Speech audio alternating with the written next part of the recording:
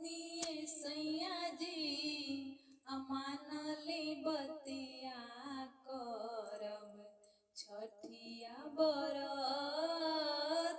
सुनिए सैया जी अमानली बतिया करब छठिया बरत। सुनाए धनी जी लाइव मुसफुलिया करिह छठिया बरत।